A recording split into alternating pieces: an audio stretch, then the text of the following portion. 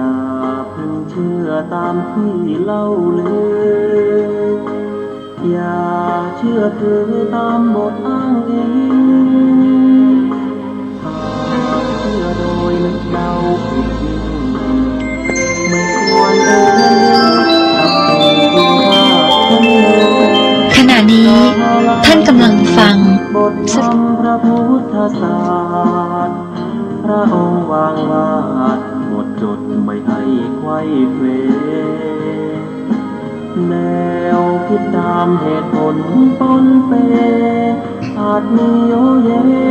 เชื่อไปอาจไม่แน่นอนว่าตรงทฤษฎีของตนเชื่อจนล้นนั้นผิดคำสอนเชื่อรูปลักษณ์นั้นควรสังวรแม้อาจารย์สอนใช่ว่าเชื่อหมดเลย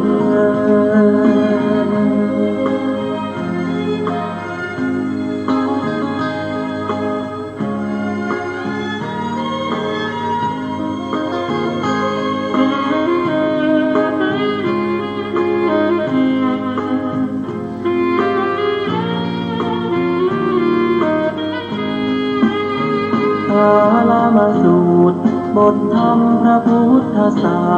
สตร์พระองค์วางวาดหมดจดไม่ให้ไขว้เขวแนวคิดตามเหตุผลปนเปอาจมีโยเย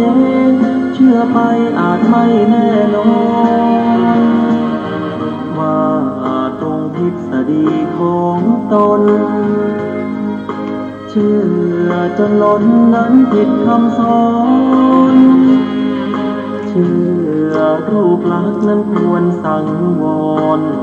แม้อาจารย์สอนใช่ว่าเชื่อหมดเลย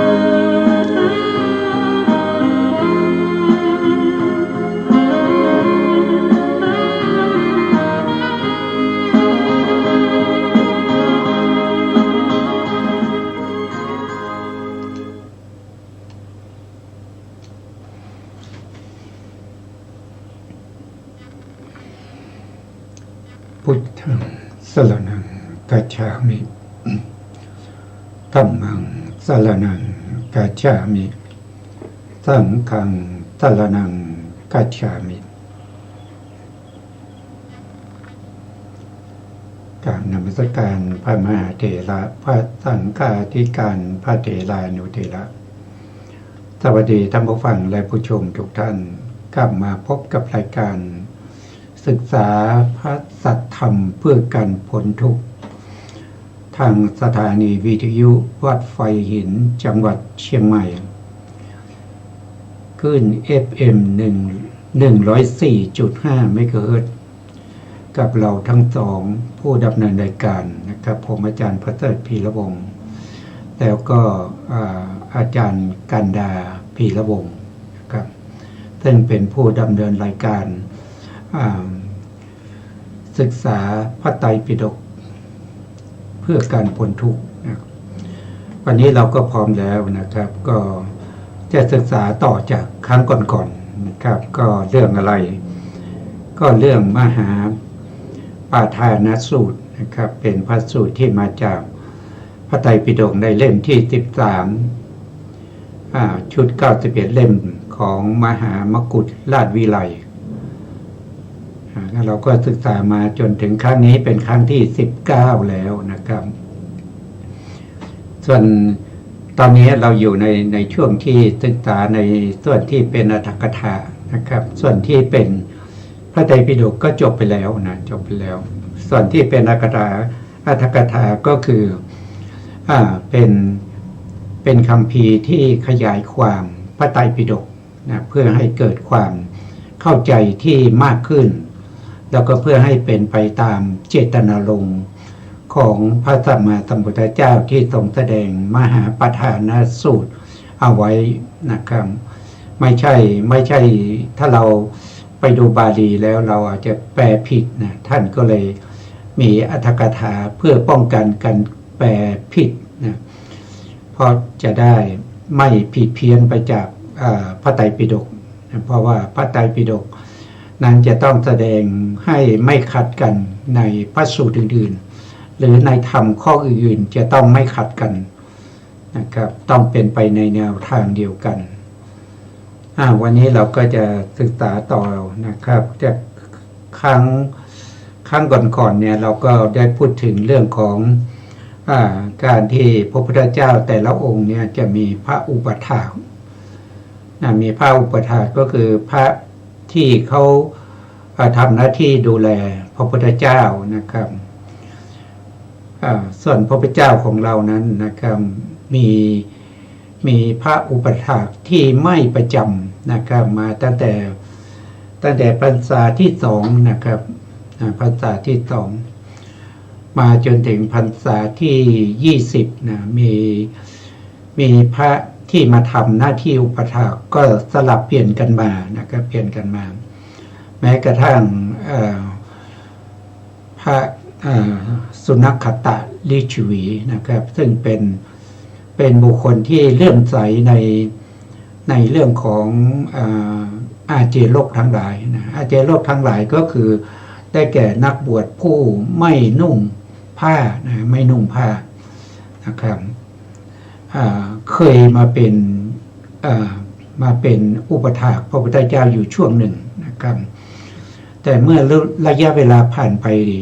20 ปีนะพระพุทธศาสนากำเนิดเกิดขึ้นมาได้20 ปีพระพุทธองค์กับพระภิกษุทั้งหลายนะครับก็มีการสรรหาพระภิกษุที่จะทำหน้าที่อุปถากเพราะว่าพระภิกษุที่มาอุปถากสับเปลี่ยนกันมานี้เขาจะไม่ค่อยบางคนจะไม่ค่อยที่จะดูแลพระพุทธเจ้าให้สมกับเป็นพระอุปถากบางครั้งก็ถึงกับเอาบาตรเอาจีวรของพระพุทธองค์วางไว้บนพื้นดินนะครับแล้วก็จากไปเพราะฉะนั้นจึงมีการคัดสรรนะครับว่าใครที่เหมาะสมจะเป็นพระพุทธเจ้าโทษทีใครที่เหมาะสมจะเป็นพระอุปถากของสำหรับที่จะมาดูแลพระพุทธเจ้านะครับก็สุดท้ายก็ได้พระอานนท์นะพระอานนท์ท่านเป็นโสดาบันนะครับก่อนที่พระอานนท์จะมาอุปถากพระพุทธเจ้าเนี่ยพระอานนท์ก็ได้ขอพรจากพระพุทธเจ้าอยู่8ประการนะครับมีข้อห้ามอยู่4ข้อแล้วก็ข้อให้พระพุทธองค์ประทานอีก4ข้อนะขอ4ข้อห้าม5ข้อนะข้อห้ามก็คือ1ก็คือขอพระพุทธองค์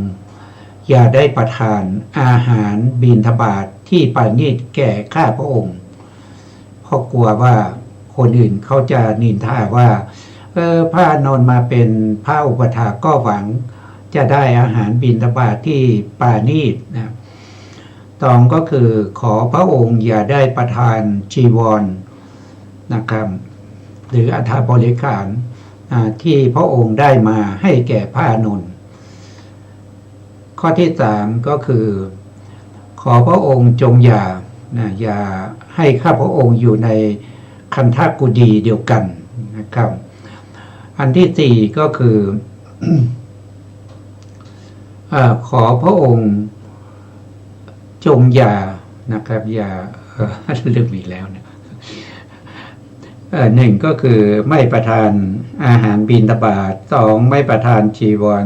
3ไม่อยู่ในคันธกุฎีเดียวกัน4ก็คือไม่เอาข้าพระองค์ไปในกิจนิมนต์ของพระพุทธเจ้าที่พระพุทธเจ้า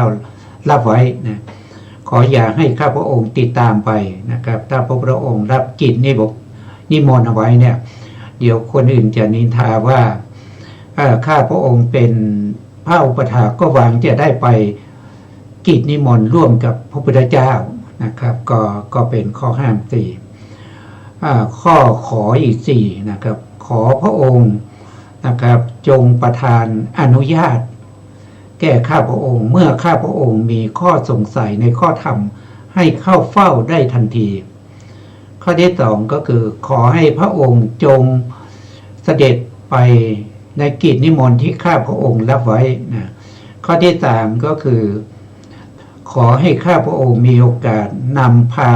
พระภิกษุทั้งหลายที่มาจากแคว้นต่างๆที่หวังจะเข้าเฝ้าพระพุทธเจ้าให้ได้เข้าเฝ้าพระพุทธเจ้านะครับข้อสุดท้ายก็คือขอให้ข้าพระองค์ขอให้ข้าพระองค์นี้ได้ฟังธรรมจากพระพุทธเจ้าเมื่อพระพุทธเจ้าไปแสดงธรรมบทไหนก็ตามที่ข้าพระองค์ไม่ได้ไปด้วยนะขอพระพุทธองค์จงแสดงธรรมนั้นแก่ข้าพระองค์ด้วยนะเพราะอะไรก็เพราะว่าถ้าเกิดมีคนมาถามก็กลัวว่าข้าพระองค์ไม่รู้เดี๋ยวเขาจะนินทาว่าเป็นถึงพระอุปถากพระพุทธองค์แสดงธรรมอะไรก็ยังไม่รู้เลยนะจะเป็นไปทำไมอย่างนี้นะครับอันนี้ก็เป็นข้อขอแล้วก็ข้อห้ามนะเมื่อพระพุทธองค์ประทานโอกาสให้แล้วพระอานนท์ก็รับเป็นพระอุปถากนะครับพระอานนท์เนี่ยเขาตั้งความปรารถนาจะเป็นพระอุปถากมาตั้งแสนมหากัปนะตั้งแต่สมัยพระพุทธเจ้าในอดีตนะปทุมมุตตะสัมมาสัมพุทธเจ้าแล้วนะเพราะฉะนั้นท่านจึงไม่สามารถที่จะบรรลุธรรมที่เป็นสกทาคามีอนาคามีแล้วเป็นพระอรหันต์นะครับต้องรอให้พระพุทธเจ้าปรินิพพานไปก่อนนะครับท่านถึงจะได้คุณธรรมที่สูงกว่าโสดาบันนะครับอย่างที่เรารู้แล้วถ้าเป็นพระอรหันต์แล้วเนี่ยก็ไม่ขนขวายในกิจทั้งหลายนะครับจะขนขวายแต่จะปีกวิเวกนะไม่อยากจะคุกคีกับบุคคลใดการที่จะมาเป็นอุปถากอย่างนั้นมันก็จะไม่บริบูรณ์ถ้าไม่บริบูรณ์พระอานนท์ก็จะไม่ได้ตำแหน่งว่าเป็นพระภิกษุผู้เลิศในเรื่องของอุปถากพระพุทธเจ้านะครับไม่มีพระภิกษุรูปไหนที่ดูแลพระพุทธเจ้าได้เลิศเหมือนพระอานนท์นะครับอันนี้ก็เป็นธรรมที่ได้เราได้ศึกษากันมาเมื่อครั้งที่แล้วแล้วก็ศึกษาต่อมาก็คือเรื่องของความแตกต่างกันของพระพุทธเจ้าแต่ละองค์นะครับพระพุทธเจ้าที่อุบัติขึ้นมาแล้วก็ปรินิพพานไปแล้วมีมากมายเหลือเกินนะครับพระพุทธเจ้าเหล่านั้นต่างกันด้วยคุณ5ประการหนึ่งก็คือต่างกันด้วยอายุนะพระพุทธเจ้าบางองค์ก็อายุอยู่ถึง 80,000 ปีนะครับบางองค์ก็ 60,000 ปี 40,000 ปี 30,000 ปี 20,000 ปีนะครับหรือบางองค์ก็มีอายุแค่100 ปีนะอย่างเช่นพระพุทธเจ้าพระพุทธเจ้าของเราจริงๆก็มีอายุแค่80 ปีนะครับแต่ยุคนั้นเนี่ยเขามีอายุถึง100 ปีเป็นอายุกัปนะการที่สองที่แตกต่างกันก็คือรูปร่างนะรูปร่างของพระเจ้าแต่ละองค์ก็จะแตกต่างกันบางองค์ก็มีรูปร่างสูงใหญ่บางองค์ก็ไม่จริงๆแล้วก็สูงใหญ่ทั้งหมดนะครับแต่อยู่ที่ยุคสมัยนะบางยุคบางสมัยที่มนุษย์เรามีอายุมากเนี่ยมนุษย์เราจะมีตัวใหญ่นะตัวใหญ่มากนะครับส่วนในสมัยพระพุทธเจ้าของเราโคตมะเนี่ยมนุษย์เราก็มีอายุอย่างที่เราเห็นอยู่ทุกวันนี้นะครับก็อย่างมากก็2 เมตรนะ2 เมตรนะแต่พระพุทธเจ้าองค์ก่อนๆในสมัยก่อนเนี่ยอาจจะมีสูงเป็น 5-6 เมตรนะครับหรือว่าจะใหญ่กว่านั้นนะครับขึ้นอยู่กับอายุกับนะอันนั้นก็คือความแตกต่างกันในเรื่องของรูปร่างนะก็ได้ตามที่แต่ละองค์พระพุทธเจ้าแต่ละองค์แตกต่างกันก็คือแตกต่างกันด้วยตระกูลนะครับ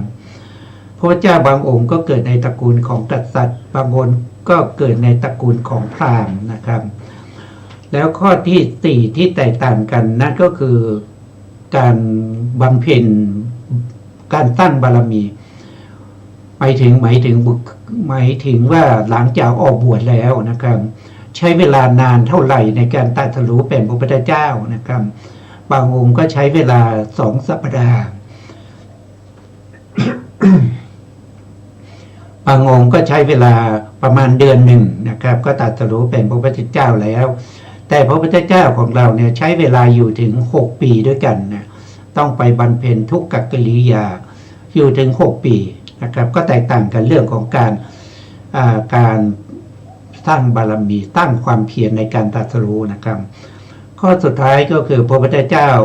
มีรัศมีที่สร้างออกมาจากพระวรกายไม่เท่ากันนะครับโดยปกติก็จะมีอยู่ประมาณ1 วานะครับถ้าตาดีก็เห็นนะบางคนก็จะมีรัศมีนี่ยาวกว้างนะครับกว้างไกลบางองค์เขาบอกว่ามีรัศมีกบแสงพระอาทิตย์พระจันทร์นะครับแม้กระทั่งนกยังไม่รู้เลยว่าเวลานี้เป็นกลางคืนหรือกลางวันนะครับไม่มีใครทราบเพราะว่ารัศมีของพระพุทธเจ้าในยุคในสมัยนั้นสว่างมากมายนะครับจนไม่มีใครที่จะรู้ว่ากลางคืนอยู่ตรงไหนกลางวันอยู่ตรงไหนนะดูได้จากการที่มีนกเวลานกที่เข้าหลังนะครับเขาก็กำหนดว่าเป็นกลางคืนนะครับอันนี้ก็เป็นเรื่องของรัศมีของพระพุทธเจ้านะครับส่วนที่จะมีเหมือนกันยังไงรายละเอียดจะเป็นยังไงนะเราก็ต้องฟังอาจารย์กันดาท่านจะสาธยายให้พวกเราฟังนะครับเชิญครับอาจารย์ครับอาจารย์พร้อมแล้วเชิญเลยนะครับกราบนมัสการพระคุณเจ้าพระเถรานุเถระและสวัสดีท่านที่รับฟังและรับชมอยู่ทางบ้านนะคะต่อจากคราวที่แล้วพระพุทธเจ้าบางพระองค์มีพระชนมายุยืนบางพระองค์มีพระชนมายุน้อยชื่อว่าต่างกันโดยอายุเป็นความจริงอย่างนั้นพระพุทธเจ้าพระนามว่าทีปังกรได้มีพระชนมายุประมาณ100,000 ปีพระผู้มีพระภาคเจ้าของพวกเราได้มีพระชนมายุประมาณ100 ปีพระพุทธเจ้าบางพระองค์สูงบางพระองค์เตี้ยชื่อว่าต่างกันโดยประมาณเป็นความจริงอย่างนั้นพระทีปังกรสูง80 ศอกพระสุมาณะสูง90 ศอกแต่พระผู้มีพระภาคเจ้าของเราทั้งหลายสูง18 ศอกบางพระองค์ทรงอุบัติในตระกูลกษัตริย์บางพระองค์ทรงอุบัติในตระกูลพราหมณ์ชื่อว่าต่างกันโดยตระกูลความเพียรของบางพระองค์มีเวลาสั้นเช่นพระผู้มีพระภาคเจ้าพระนามว่ากัสสปะของบางพระองค์ยาวนานดังเช่นพระผู้มีพระภาคเจ้าของเราทั้งหลายชื่อว่าต่างกันโดยความเพียรพระรัศมีพระวรกายของพระผู้มีพระภาคเจ้าพระนามว่าสุมังคละประมาณ10,000 โลกธาตุของพระผู้มีพระภาคเจ้าของเราประมาณว่า1โดยรอบชื่อว่าต่างกันโดยรัศมีในความต่างกันนั้นต่างกันโดยรัศมีเกี่ยวกับพระพุทธประสงค์พระพุทธเจ้าพระองค์ใดมีพระประสงค์เท่าใดรัศมีจากพระวรกายของพระพุทธเจ้าพระองค์นั้นย่อมแผ่ไปเท่านั้นรัศมีจากพระวรกายของพระผู้มีพระภาคเจ้าพระนามว่าสุมังคละย่อมแผ่ไป10,000 โลกธาตุเป็นนิจดังนี้ได้เป็นพระพุทธประสงค์แต่ชื่อว่าความต่างกันในคุณคือการตรัสรู้ไม่มีโบราณนักบัณฑิตแสดงเรื่องอื่นอีกเช่นกำหนดสหชาติและกำหนดนักสัตว์ของพระผู้มีพระภาคเจ้าของเราทั้งหลายค่ะครับผมอันนี้ก็ท่านอัตถกถาท่านก็อธิบายนะครับอธิบายแต่ว่าดูแล้วก็ยังไม่ได้ละเอียดเท่าไหร่นะครับในบางคัมภีร์นะท่านก็จะขยายความเป็นจุดๆนะครับ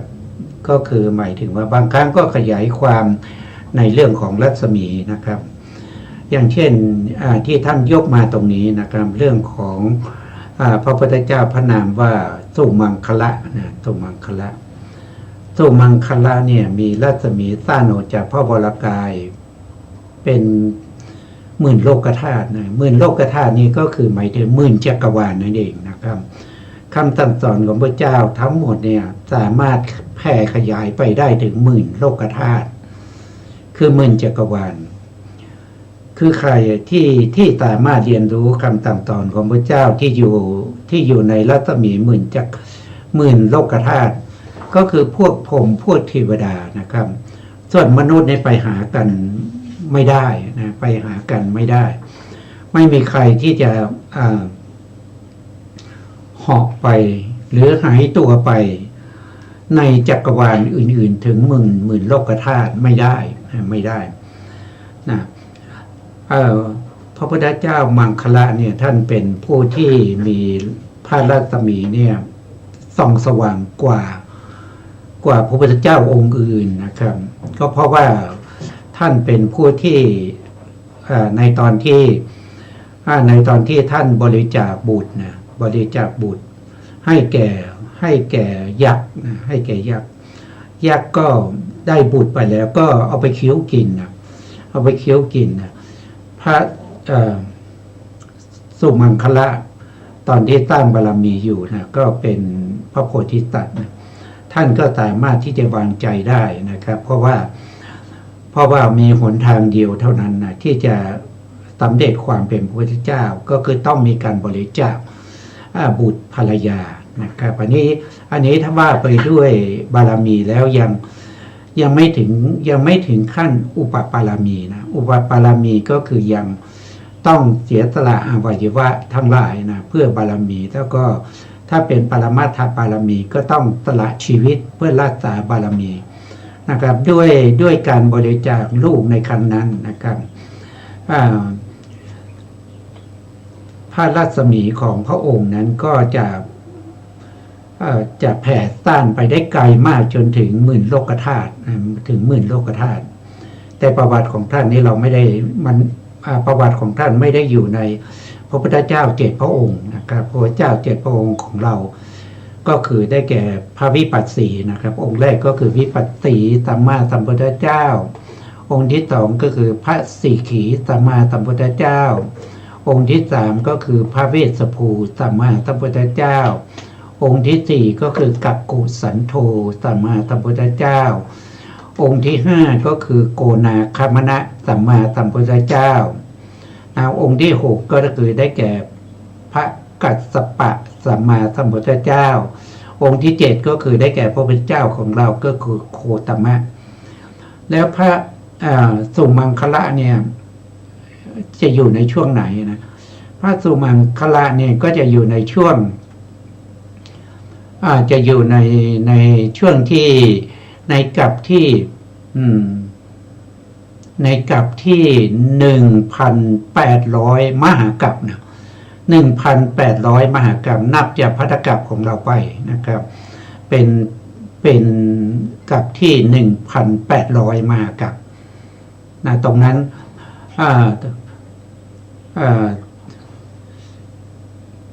ก็สุมังคละเนี่ยคำเดียว ทบทวนนิดหนึ่งนะครับก็พระพุทธเจ้าตั้งแต่ทีปกรณ์มานะทีปกรณ์นี่มัน4 อสงไขยแสนมหากัปนะครับแล้วต่อมาก็จะเป็นพระพุทธเจ้า4 พระองค์นะ4 พระองค์ก็คือได้แก่พระมังคละพระมังคละนะครับอยู่ในกัปที่นับถอยจากนี้ไปนะครับก็คือ3 มหากัป3 มหากัป3 มหาอสงไขยกับ100,000 มหากัปนะครับไกลมากเลยนะครับไกลมากเลยเมื่อกี้พูดไป 1,800 นั้น 1,800 ก็จะเป็นพระพุทธเจ้าเขาเรียกว่าพระพุทธเจ้าสุเมธะนะสุเมธะกับพระพุทธเจ้าสุชาตะนะครับนั่นก็เป็นพระพุทธเจ้าเหมือนกันนะครับแต่พระพุทธเจ้าองค์นี้ไกลมากนะครับไกลมากนับอย่างนี้ไปถึง3 อสงไขยแสนมหากัปนะครับวันนี้ก็เป็นอะไรล่ะเป็นพระพุทธเจ้าเหมือนกันนะครับพระพุทธเจ้าแต่ละองค์ก็จะไม่ต่างกันในเรื่องของคุณธรรมนะคุณธรรมไม่ว่าจะเป็นปัญญานะครับไม่ว่าจะเป็นอินทริยปโรปัญญติญาณนะ อาสยานุสยญาณยมกะปาฏิหาริญาณพระมหากรุณาสมปาฏิญาณสัพพัญญุตญาณอนาบรณญาณแล้วก็มีเวตาราชญาณ4มีปฏิสัมภิทา4มีทศพลญาณ10มีโพธิปักขิยธรรม37ประการธรรมเหล่านี้เป็นคุณของพระเจ้าที่ไม่แตกต่างกันนะครับต่อไปเราก็จะฟังอาจารย์ท่านได้สาธยายต่อว่าท่านจะพูดถึงเรื่องอะไรนะครับ ต่อไปก็เชิญอาจารย์ครับเชิญครับอาจารย์ครับบุคคลและสิ่งที่เกิดร่วมกับพระสัพพัญญูโพธิสัตว์7เหล่านี้คือ ราหุลมารดาพระอานนท์เถระพระฉันนะม้ากันทกะหม้อขุมทรัพย์ต้นมหาโพธิ์พระการุทายีอันหนึ่งพระมหาบุรุษทรงปฏิสนธิในพระครรภ์ของพระมารดาเสด็จออกมหาพิเนศกรมทรงแสดงพระธรรมจักรทรงกระทำยมกะปาฏิหาริย์ในฤกษ์อุตราสาระหะประสูติตรัสรู้และปรินิพพานโดยฤกษ์วิสาขะประชุมพระสาวกและทรงปรงอายุสังขารโดยฤกษ์มาคะเสด็จลงจากเทวโลกโดยฤกษ์อัสสยุชะพึงนำมาแสดงเพียงเท่านี้กำหนดหลายวาระบัดนี้พึงทราบความในบทว่าอัฏฐโขเตสังภิกขุนังเป็นต้นภิกษุเหล่านั้นเกิดความประหลาดใจยิ่งนักว่าท่านผู้มีอายุพระผู้มีพระภาคเจ้าทรงกล่าวถึงการเข้าสู่ปฏิสนธิตั้งแต่จุติการส่งยานย้อนหลังตั้งแต่ปฏิสนธิไปถึงจุติอันเป็นทางของบุพเพนิวาสะอันนี้หนักมากดุจทรงชี้รอยเท้าบนอากาศแล้วจึงกล่าวว่าดูก่อนภิกษุทั้งหลายน่าอัศจรรย์จริงเมื่อจะแสดงเหตุแม้อื่นอีกจึงกล่าวว่ายัตระหินามะตถาคโตดังนี้ค่ะครับนี่ก็จะพูดถึงสหชาตินะสหชาติของพระเจ้าสหชาติของพระเจ้านี่มีอยู่7อย่างด้วยกันสหาแปลว่าพร้อมนะครับชาติก็เป็นเขาเกิดคือไม่ใช่เขาเกิดพร้อมกันคือเขาเกิดในเวลาเดียวกัน7อย่างนี้เกิดในเวลาเดียวกันนะก็มี มีหนึ่งก็คือพระโพธิสัตว์สิทธัตถะที่สองก็คือพระนางยโสธรานะครับก็คือแม่ของพระราหุลนี่เกิดวันเดียวกันนะครับในเวลาเดียวกันแล้วก็สามก็คือพระอานนท์นะครับสี่ก็คือในฉันนะในฉันนะก็เป็นคนที่ดูแลพระโพธิสัตว์นะตอนที่เป็นเจ้าชายนะครับเป็นคนที่ดูแลนะครับเป็นคล้ายๆเป็นเพื่อนเป็นคนดูแลนะครับแล้วก็มีม้ากันทกะม้าที่พาเจ้าชายสิทธัตถะออกบวชนะครับแล้วก็มีขุมทรัพย์นะ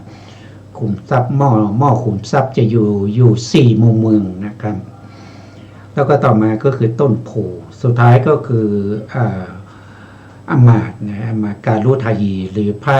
การุทายีนะแล้วก็ออกมาบวชก็เป็นพระการุทายีคือตอนที่พระโพธิสัตว์อุบัติเนี่ยก็จะมีขุมทรัพย์เกิดขึ้นนะขุมทรัพย์เกิดขึ้น4 มุมเมืองนะครับเป็นขุมทรัพย์ที่เป็นบาทเป็นสิ่งที่พระมหากษัตริย์จะใช้นะมันมาด้วยบุญนะครับมันไม่ใช่อยู่แล้วมันเกิดขึ้นนะครับมาด้วยบุญของพระโพธิสัตว์นะพอขุมทรัพย์เหล่านี้นะถ้าพระโพธิสัตว์ไม่ออกบวชนะพระโพธิสัตว์จะได้เป็นพระเจ้าจักรพรรดิเมื่อเป็นพระเจ้าจักรพรรดิก็ต้องใช้ทรัพย์นะต้องใช้ทรัพย์ในการที่จะเลี้ยงดูนะข้าราชบริพารทหารทั้งหลายจะต้องสร้างอะไรมากมายนะครับเพื่อ พื่อเป็นพระเจ้าจักรพรรดินะขุมทรัพย์ก็ปรากฏขึ้นนะปรากฏขึ้นแต่เมื่อพระโพธิสัตว์ออกบวชแล้วนะเมื่อพระโพธิสัตว์ออกบวชแล้วขุมทรัพย์เหล่านี้มันก็หายไปโดยอันตรธานไปนะพออันตรธานไปเนี่ยทุกคนก็ยังแปลกใจอยู่นะครับบางคนก็เข้าใจว่าพระโพธิสัตว์เนี่ยเอาขุมทรัพย์ไปด้วยนะบางคนก็เข้าใจเป็นอย่างอื่นไปนะทีนี้ตอนที่พระโพธิสัตว์ตรัสรู้เป็นพระพุทธเจ้าแล้วเนี่ยในหลังจากออกพรรษานะครับพรรษาที่1นะตอนนั้นพระพุทธเจ้าจำพรรษาที่1อยู่ที่ป่าอิสิปตนมฤคทายวันหลังจากออกพรรษาแล้วนะไม่นานก็ออกพรรษาแล้วก็ไปโปรดพระเจ้าพิมพิสารนะครับหลังจากโปรดพระพุทธเจ้าพิมพิสารแล้วก็อำมาตย์การุทายีมาอาราธนาให้เสด็จเมืองกบิลพัสนะเมื่อเสด็จไปถึงเนี่ยนะพระนางยโสธรานะครับ ก็บอกให้ราหุลเนี่ยนะว่าคนที่นะพระภิกษุที่เดินนำหน้านั้นนะเขาเป็นพระบิดาของเจ้านะเจ้าจะได้ปกครองกรุงกบิลพัสแล้วเจ้าจะได้เป็นพระเจ้าจักรพรรดินะเพราะฉะนั้นให้ไปขอทรัพย์นะให้ไปขอทรัพย์จากพระบิดาของลูกนะครับตอนที่พระบิดาออกบวชในขุมทรัพย์4 หมู่เมืองนี้มันหายไปนะขอให้ไปขอนะครับจะได้เอาไว้ใช้ในการที่จะดำเนินการกิจการเกี่ยวกับเรื่องของพระเจ้าจักรพรรดินะพระราหุลก็ตามเสด็จพระพุทธองค์ไปนะครับพระพุทธองค์ก็ไปบิณฑบาตฉันบิณฑบาตแล้วก็ไปเข้าสู่วัดนะครับวัดที่เจ้าสักยะทั้งหลายเนี่ยสร้างถวายนะครับพระราหุลก็ตามไปจนไปถึงตรงที่คันธกุฎีของพระเจ้าพระพุทธเจ้าก็ตัดแก่พระราหุลว่าพระราหุลก็ทูลขอทรัพย์จากพระพุทธเจ้านะพระเจ้าก็พิจารณาดูแลว่ามาขอทรัพย์ที่เป็นโลกิยะนะโลกิยะมันเป็นทรัพย์ที่ไม่ประเสริฐนะเราจะประทานทรัพย์ที่เป็นอริยะแก่พระราหุลนะก็เลยเรียกพระสารีบุตรมานะครับให้พระสารีบุตรเอาพระราหุลนี้ไปบวชไปบวชเป็นสามเณรนะครับพระราหุลก็ไปบวชเป็นสามเณรนะครับแล้วพระราหุลก็ตั้งใจศึกษาเล่าเรียนพระธรรมนะครับทุกวันเนี่ยพระราหุลเนี่ยจะเอามือนะครับไปเอาทรายนะครับว่าทรายมา1 กำมือแล้วก็อธิษฐานว่าขอได้ศึกษาพระธรรมคำสั่งสอนของพระพุทธเจ้าเท่ากับเม็ดทรายในองค์มือนี้นะท่านเป็นผู้ที่ขยันในการที่จะศึกษาเล่าเรียนนะครับแล้วท่านศึกษาเล่าเรียนจนอายุครบบวชนะครับจนอายุได้20 ปีก็ได้บวชเป็นพระภิกษุเมื่อตอนที่บวชเป็นพระภิกษุนั้นท่านก็ได้บรรลุเป็นพระอรหันต์นะครับต้องใช้เวลาศึกษาอยู่ถึง13 ปีนะเพราะท่านบวชตอนที่อายุ7 ปีนะ7 ขวบนะอยู่ถึง13 ปีท่านถึงจะได้บรรลุเป็นพระอรหันต์นะครับอันนี้ก็เป็นความพยายามของพระราหุลนะเป็นเรื่องที่เพิ่มขึ้นมานะครับอันนี้ท่านก็พูดถึงรายละเอียดนะครับว่าเรื่องของการประสูติตรัสรู้ปรินิพพานเนี่ยมันก็เป็นวันเดียวกันนะครับก็คือหมายถึงว่ามันตรงกันเป็นวันวิสาขะนะเป็นวันวิสาขะบูชานั่นเองนะครับแล้ววันออกบวชนะออกบวชมหาวิเนศกรมแล้วก็ธรรมจักรนะครับแล้วก็แสดงยมกะนะแสดงยมกะปาฏิหาริย์ญาณนั่นก็คือเป็นวันเดียวกันนะเป็นวันอาสาฬหบูชานะครับเป็นอาสาฬหบูชานะครับแล้วก็วันที่ประชุมพระภิกษุนะครับพระภิกษุที่มาประชุมกันโดยมิได้นัดหมายนะครับมีเท่าไหร่มี 1,250 องค์นะครับทั้งหมดเป็นพระภิกษุที่พระพุทธองค์บวชให้แล้วก็พระภิกษุเหล่านี้ เป็นผู้ที่มีอภิญญานะครับมีอภิญญามีวิโมกข์8อภิญญา6แล้วก็มีปฏิสัมภิทานะครับพวกนี้มาประชุมกันพระพุทธองค์ก็แสดงโอวาทปาติโมกข์นะครับอันนี้ก็จะเป็นก็จะตรงกับวันที่พระพุทธองค์เสด็จลงจากเทวโลกนะครับน่าจะมีวันที่ตรงกันหลายๆวันนะครับมัน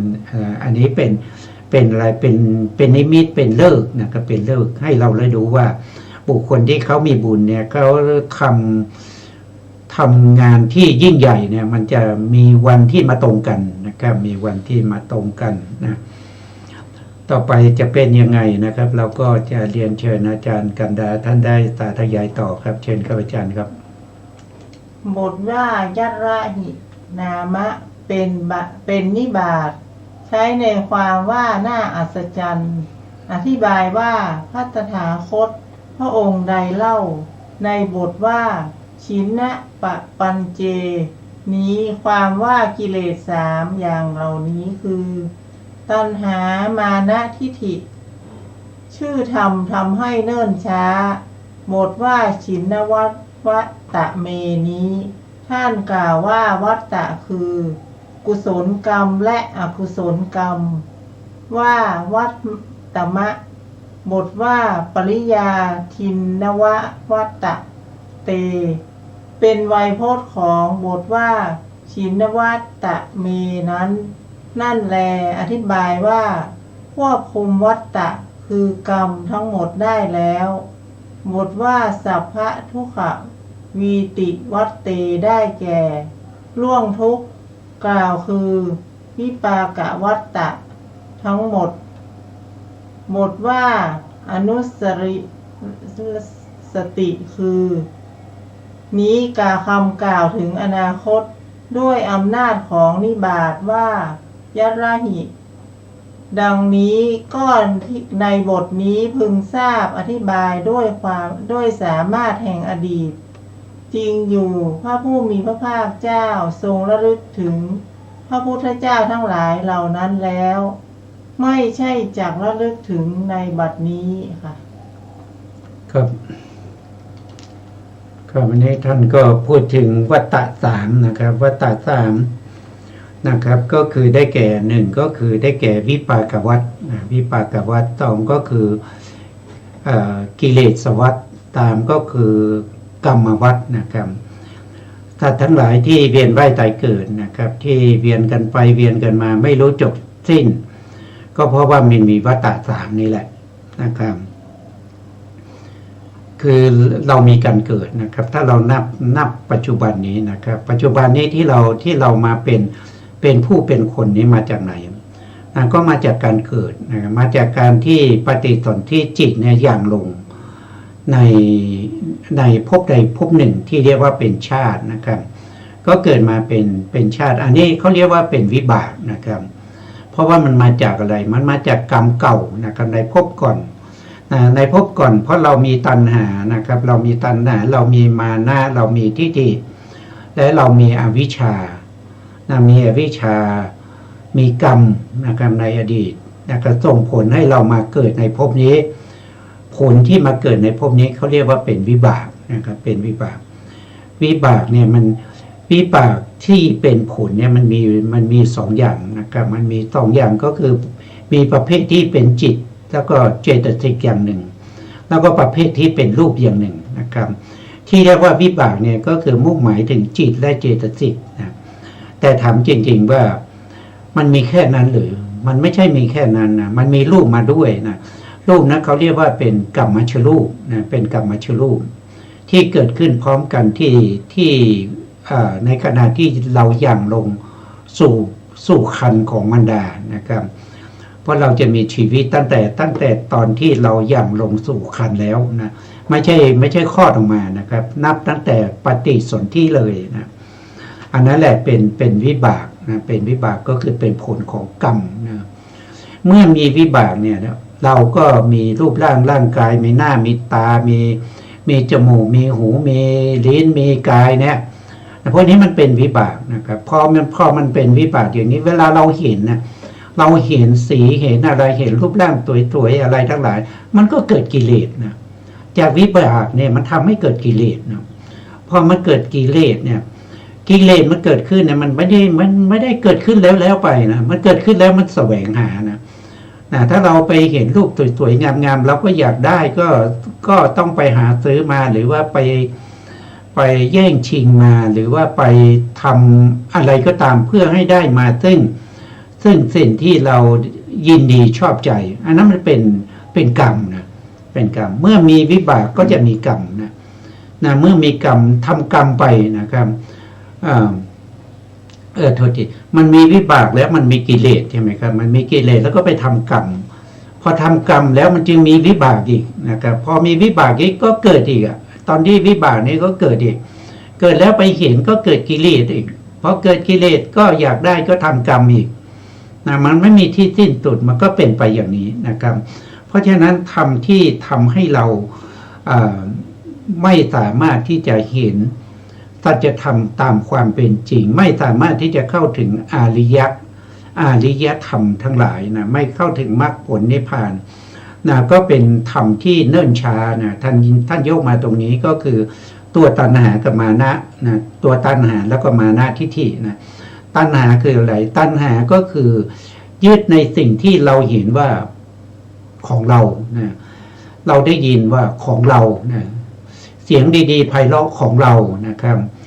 อาหารอร่อยก็ของเรานะครับรสอร่อย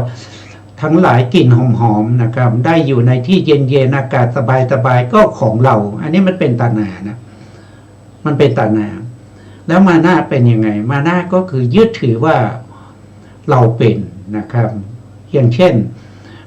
ไปทำงานเราเป็นพนักงานยึดถือว่าเราเป็นพนักงานเราเป็นหัวหน้านะครับเราเป็นหัวหน้าเราเป็นเจ้าหน้าที่เราเป็นผู้จัดการเราเป็นอธิบดีเราเป็นนายอำเภอเราเป็นผู้ว่าเราเป็นรัฐมนตรีเราเป็นนายกอันนี้มันด้วยมานะนะถ้าเราเป็นเนี่ยคือเราเป็นหัวหน้าเนี่ยเราก็เห็นว่าเรามีลูกน้องเนี่ยก็เปรียบเทียบว่าเราเนี่ยใหญ่กว่าเขาเนี่ยอย่างนี้ถ้าเราเป็นลูกน้องเราก็เปรียบเทียบอันนี้หัวหน้าเราใหญ่กว่าเราอย่างเงี้ยอันนี้มันเป็นมานะนะครับและทิฏฐิก็เห็นว่าเห็นว่าตาหูจมูกลิ้นกายใจพวกเนี้ยมันเป็นอัตตาของเรา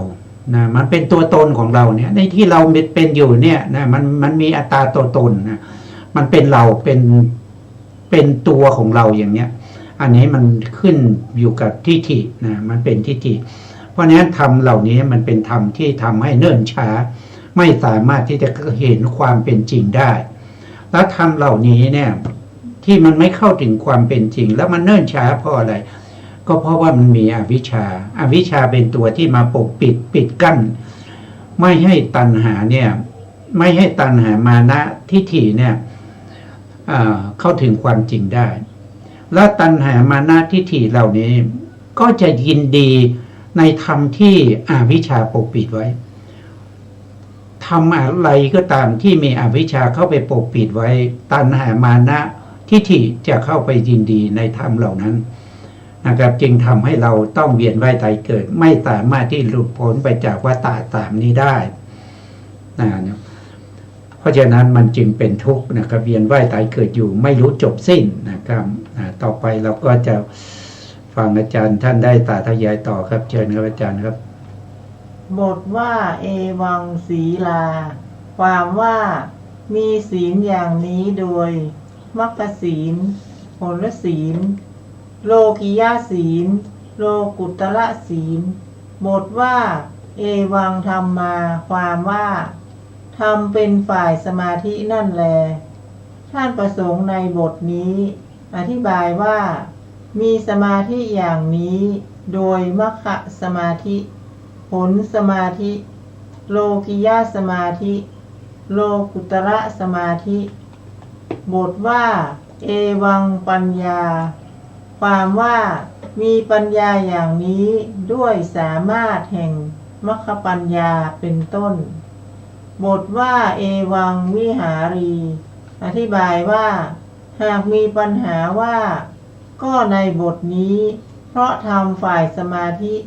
ท่านยึดถือในภายหลังเป็นอันยึดถือวิหารธรรมด้วยเพราะเหตุไรจึงยึดถือธรรมที่ยึดถืออยู่แล้วอีกเล่าตอบว่านี้ไม่ใช่เป็นการยึดถือเพราะบทนี้ท่านกล่าวเพื่อแสดงถึงนิโรธสมาบัติเพราะฉะนั้นพระผู้มีพระภาคเจ้าเหล่านั้นได้มีธรรมเป็นเครื่องอยู่คือนิโรธสมาบัติพึงทราบความในบทนี้อย่างนี้ค่ะครับผมอันนี้ก็พูดถึงธรรมที่พระพุทธองค์ตรัสรู้นะครับพระพุทธองค์ตรัสรู้ธรรมที่พระพุทธองค์ตรัสรู้เราก็ทราบกันดีว่าธรรมที่ตรัสรู้นั้นก็คือได้แก่อริยสัจสี่นะได้แก่อริยสัจสี่อริยสัจสี่นะครับก็ที่พระองค์ตรัสรู้นั้นก็คือได้แก่ทุกขสัจ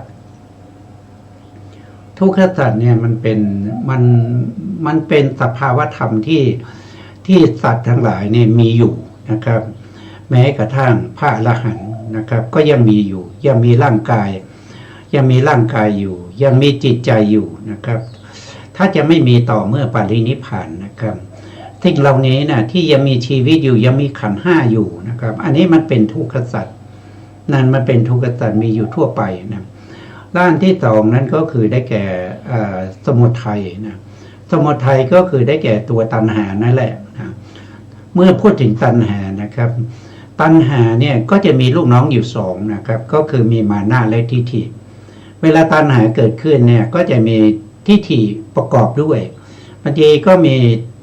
มานะประกอบด้วยนะครับทำให้เนิ่นช้าไม่เข้าสู่สัจธรรมนะครับที่พระพุทธองค์ตรัสรู้ก็คือตรัสรู้ว่าทุกขสัจเนี่ยเป็นกิจที่เราควรจะต้องรู้ยิ่งด้วยการทำให้เห็นแจ้งตามความเป็นจริงที่เขาเป็นอยู่รู้ยิ่งด้วยสภาวะลักษณะ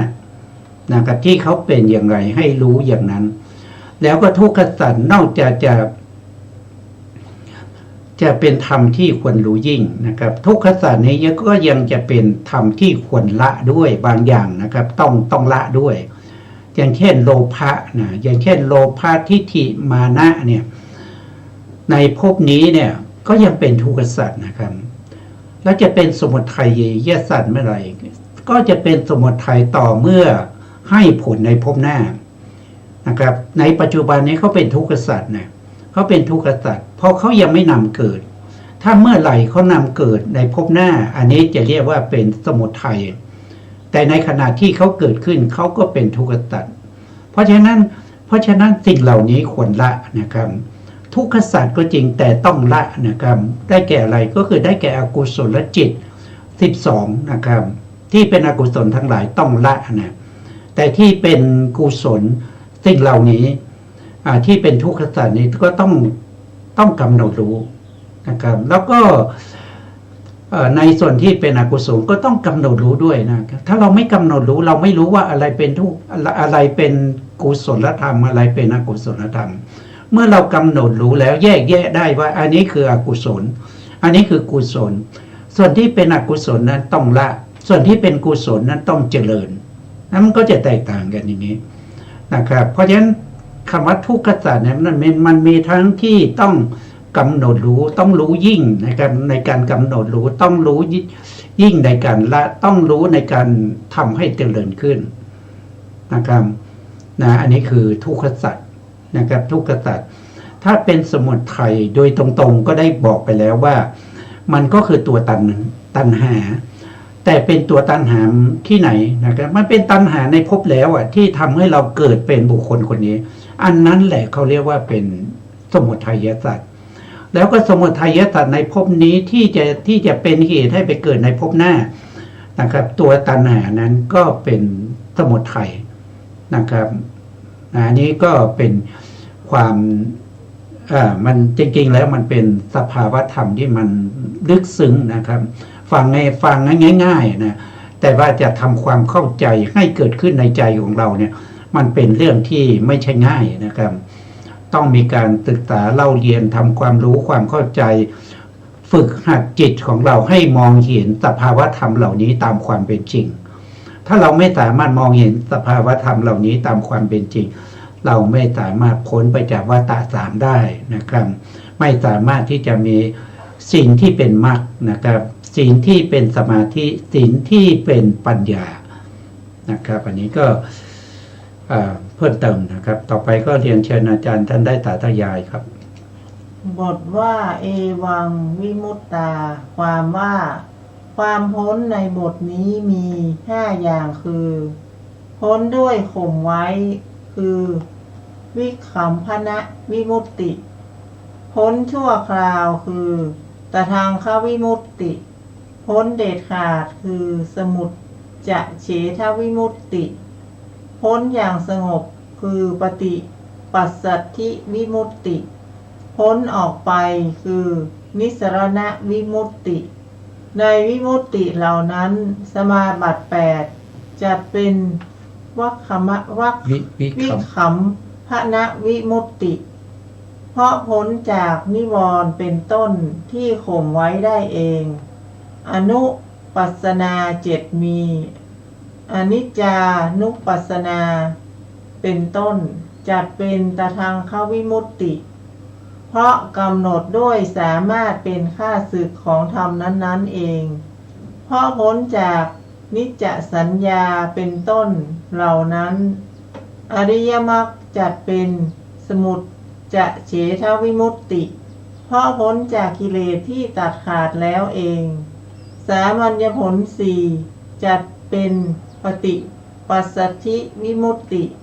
เพราะเกิดขึ้นในที่สุดแห่งการสงบของกิเลสด้วยอานุภาพมรรคนิพพานจัดเป็นนิสรณวิมุตติเพราะพ้นคือเพราะปราศจากคือเพราะตั้งอยู่ไกลจากกิเลสทั้งปวงเพราะเหตุนั้นพึงทราบเนื้อความในบทนี้ว่าพ้นแล้วอย่างนี้ด้วยสามารถแห่งวิมุตติ5เหล่านี้ค่ะครับผมครับนี่ก็เป็นธรรมที่พระพุทธองค์ทั้งหลายตรัสรู้นะครับตรัสรู้ในสภาพธรรมที่เรียกว่าเป็นการละกิเลสเนี่ยนะครับก็ต้องละด้วยเขาเรียกว่าปหาร5นะครับปหาร5หรือเรียกว่าวิมุตตาวิมุตตายตนะวิมุตตายตนะ5อย่างแต่ในที่นี้จะพูดถึงปหานะ5นะครับปหานะ5อย่างด้วยกันนะก็คือ1ก็คือได้แก่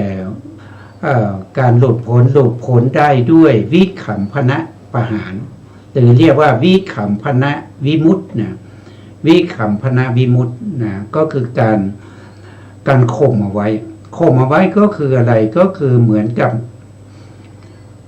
บกระแหนในน้ำนะครับกระแหนในน้ำเนี่ยที่กระแหนมันเต็มไปหมดนะครับเวลาที่เราจะเอาน้ำเนี่ยเราก็ต้องใช้มือนะครับปัดกระแหนออกไปนะครับหรือเอาอะไรมากั้นไว้ไม่ให้กระแหนเข้ามาแล้วก็ตักเอาน้ำได้ในลักษณะนั้นเขาเรียกว่าเป็นวิคัมภนะวิมุตติเนี่ยบางคนก็เปรียบเทียบเหมือนกับเอาหินนะครับไปทับหญ้าเอาไว้นะครับจริงๆในพระไตรปิฎกเนี่ยท่านไม่ได้พูดถึงเรื่องของหินทับหญ้าไม่มีนะครับแต่ท่านจะพูดถึงว่าเป็นกระแหนที่ลอยอยู่บนผิวน้ำนะครับถ้าเราจะเอาน้ำเราก็ต้องมีการที่จะทำวิธีการที่จะไล่กระแหนออกไปนะครับแล้วก็กั้นไว้ไม่ให้เข้ามานะครับถึงจะตักเอาน้ำได้อันนี้เรียกว่าเป็นวิคัมภนะวิมุตติก็หมายถึงสมาธินะครับสมาธิที่เป็นตั้งแ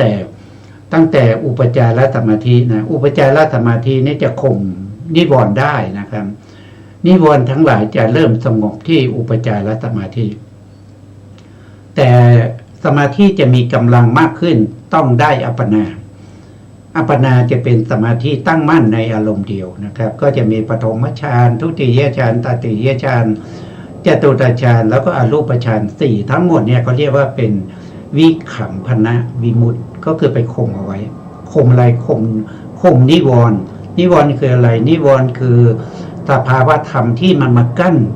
ไม่ให้เราทำดีเราจะไหว้พระสวดมนต์มันก็ง่วงนะครับเราจะไหว้พระสวดมนต์มันก็มาฟุ้งซ่านทำให้เราง่วงคิดถึงคนนั้นคิดถึงคนนี้คิดถึงคนนั้นไม่พอใจคิดถึงคนนี้เกิดกามราคะอะไรพวกนี้เกิดขึ้นมาเนี่ยมันกำจัดเสียซึ่งการที่เราจะทำกุศลนะครับเรากำลังไหว้พระสวดมนต์มันก็เข้ามาเบียดเบียนเราเนี่ยนะครับเรานั่งสมาธิมันก็มาฟุ้งมาทำให้เราเนี่ยไม่สามารถที่จะมีจิตตั้งมั่นอยู่ในอารมณ์ได้